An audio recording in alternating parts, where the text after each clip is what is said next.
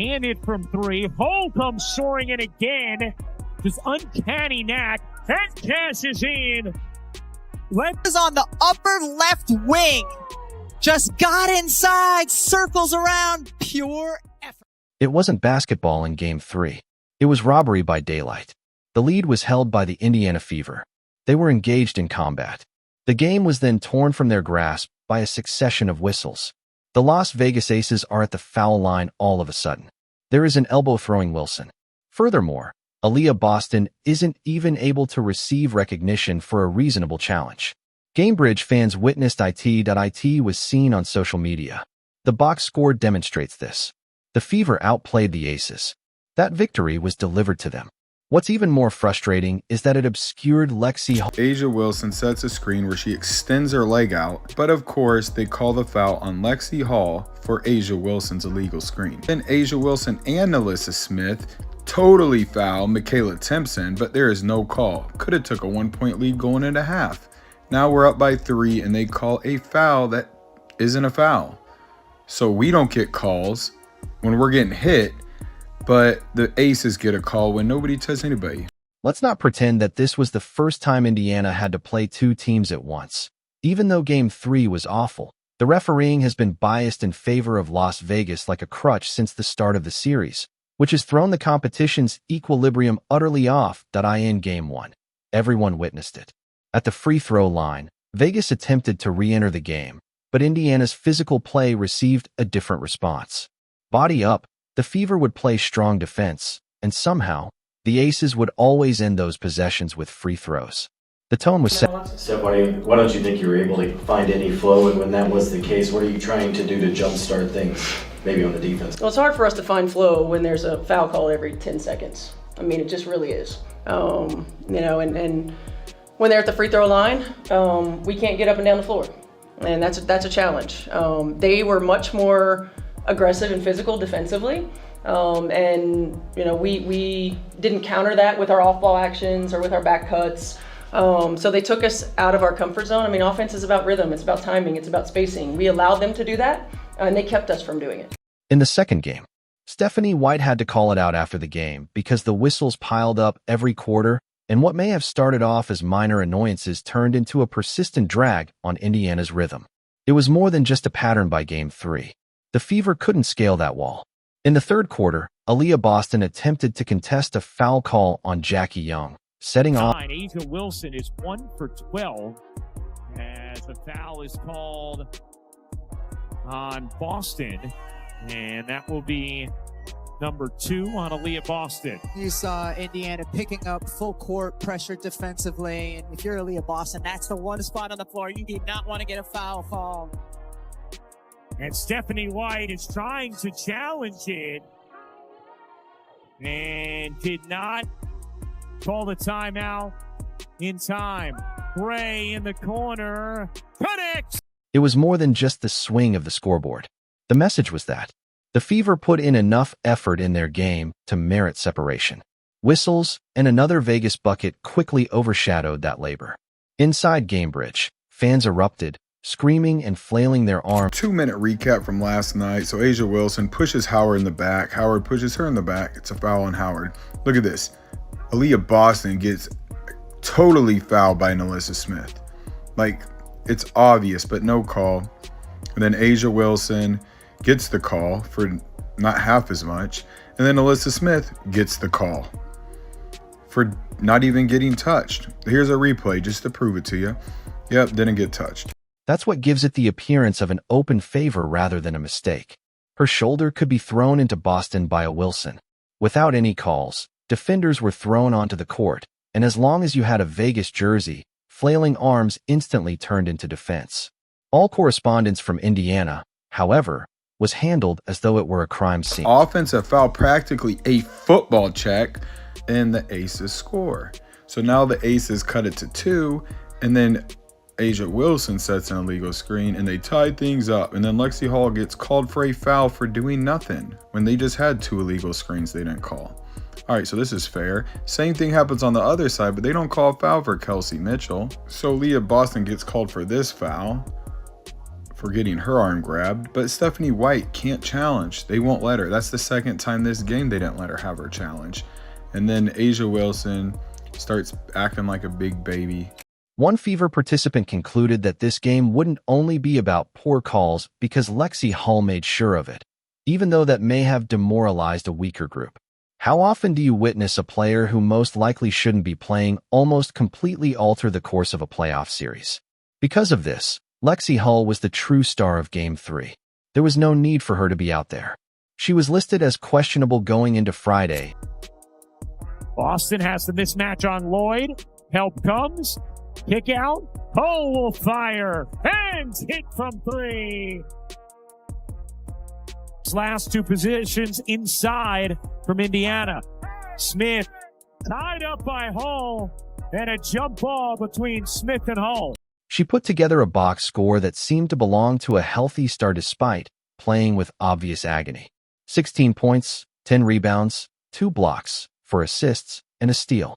And she accomplished it while making 6 of 10 field goals, including 3 triples that seemed like lifelines each time Vegas attempted to get ahead.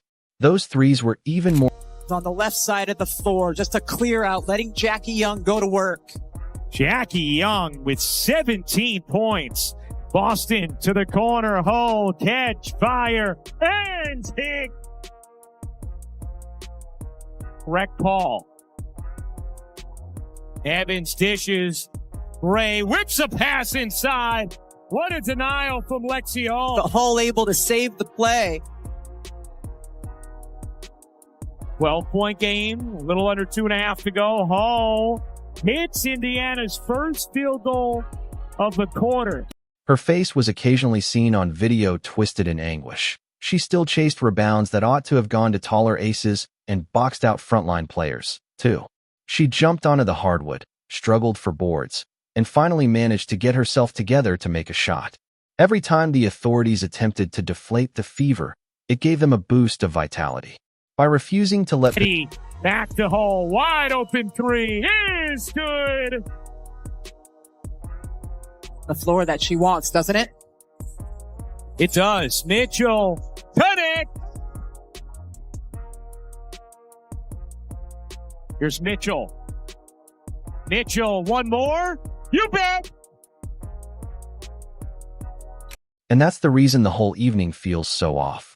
The whistles that flipped the scoreboard were the only topic of conversation the night Lexie Hull gave Indiana her best ever postseason performance. Such an endeavor merited attention, yet it was overshadowed by controversy. Perhaps this is why Hull seems to be the ideal embodiment of this Fever squad. Despite being undervalued and beaten, they refuse to back down.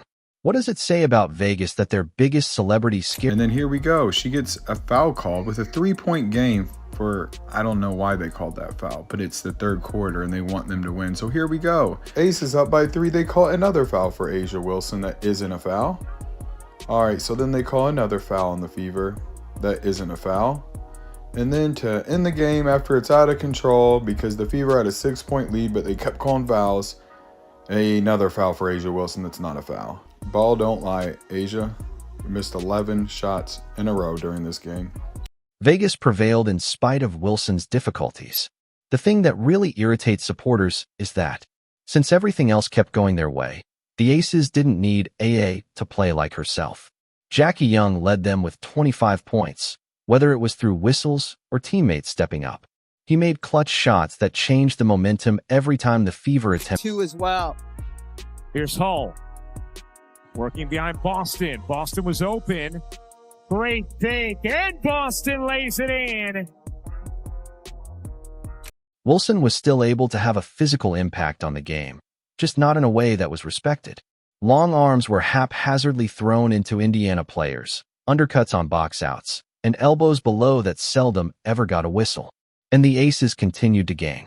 Wilson was hit too frequently, according to Becky Hammond, who later protested, citing her one attempt at a free throw in 38 minutes. However, the humor in it is straightforward. This is the same Vegas squad that spent all 3 games at the foul line. It is pointless to complain about calls when you have more freebies than your opponent over the duration of the series.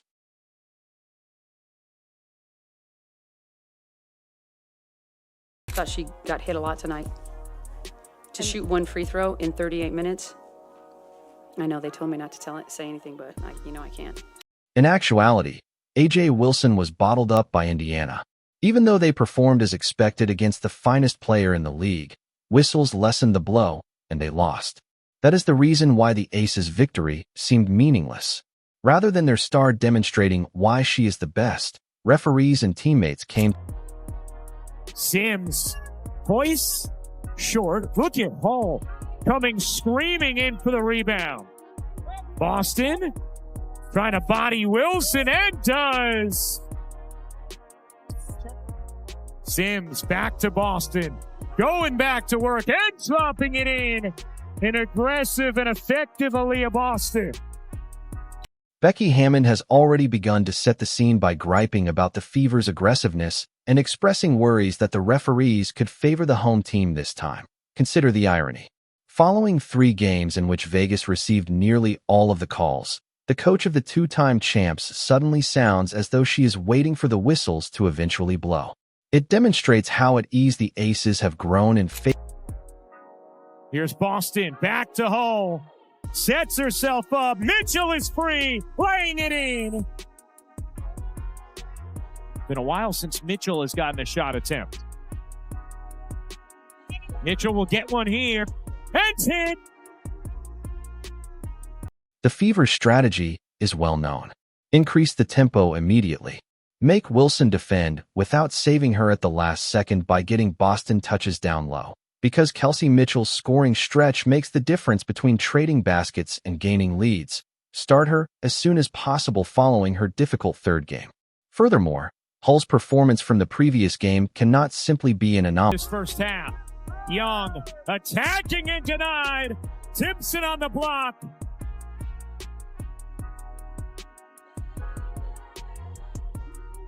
Hull needs some help. Dump it in Boston. Find the cutter. Timpson lays it in.